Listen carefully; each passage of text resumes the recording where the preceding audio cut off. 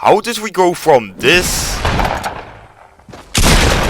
to this? Yeah, just come in my box, I can res you here. Oh my god, there was so many bullets coming at me!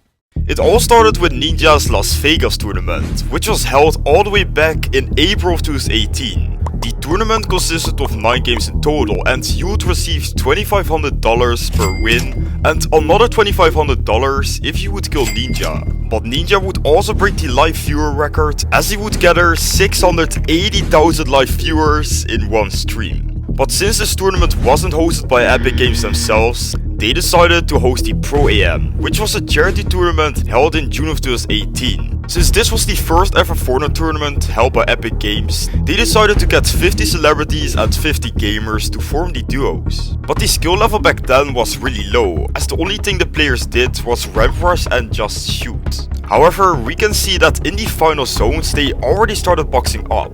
But the duo that would eventually win the tournament was Ninja and Marshmallow. A few months later in Season 5, Fortnite would host the tournament that holds one of the best Fortnite moments of all time. The Summer Skirmers. No, like seriously, in the Summer Skirmers we would come across the fastest builder of all time, going by the name of FiveSkill. The cape is actually amazing. Yeah. Whoa, what? Oh, okay. Okay, but I can do that too. Yeah, sure, but keep in mind that this was 5 years ago. And chances are that most of you didn't even play Fortnite back then. The Summer Skirmers was spread over 8 weeks with a total prize pool of $8 million.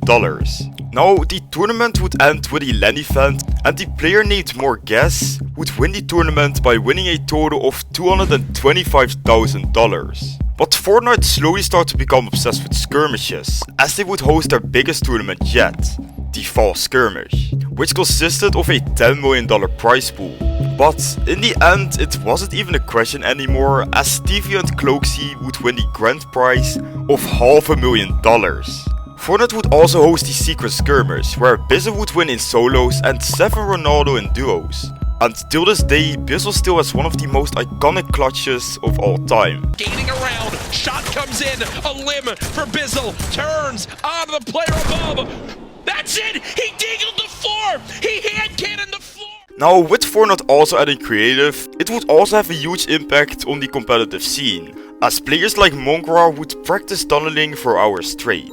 But after this, Fortnite would introduce the new Arena mode in Season 8. Arena will be added to the game to divide players based on their skill and arena points. And till this day, you still need to have a certain amount of arena points to compete in tournaments. Fortnite started hosting random tournaments like the Scallywag Cup and the Black Heart Cup.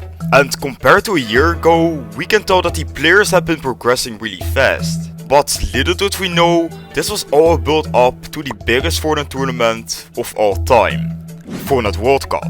The Fortnite World Cup consisted of 5 weeks of solo qualifiers, 5 weeks of duos, and of course the main LAN event. Now, the crazy thing is that out of the 35 million people who competed, only the top 100 players would go to New York to compete for a $100 million prize pool. Scissors and his squad would win the creative finals, winning a total of $1.3 million. Meanwhile, Aqua and Nyrox would win back-to-back games, resulting into them winning the grand prize of $3 million. However, in solos, it was one of the closest wins ever. If Bugha didn't nearly double a second place. Bugha can soar up into the sky. Go for it! Here it is! Shockwave behind! Shots coming in! No elimination yet for the first game victory royale! Oh my gosh! Confident play. Nah, for real, Bugha's a demon. But looking at the end zones here, compared to the end zones of the Pro AM, you can tell that this was a whole different level. But after the World Cup, Fortnite would announce that they will be hosting another big tournament. And they've been hosting this tournament every season ever since. And of course, I'm talking about FNCS.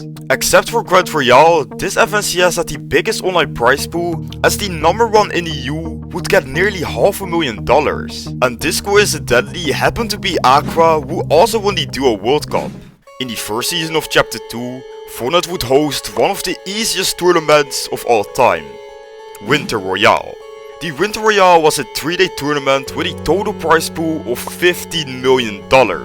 But it was so easy that even the top 1000 would still get $400. So that's why some of the most random players now have earnings for no reason.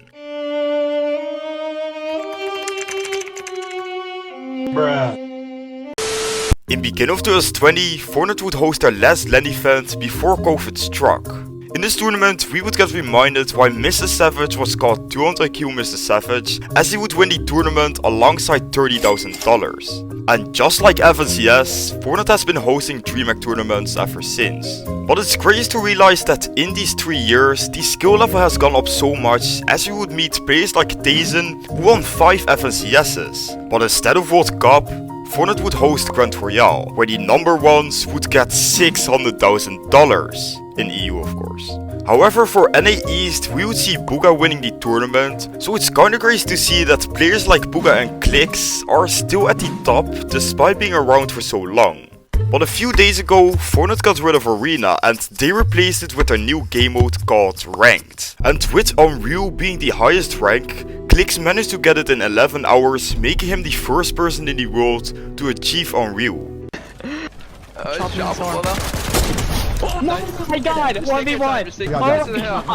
Guys, he's got it, this has got it for content. One build. Nervous, guys, are you guys nervous? Let's go! But throughout these 5 years of competitive Fortnite, we have seen some insane moments and insane progression. But with that being said, I'm excited what these players will bring us in the future.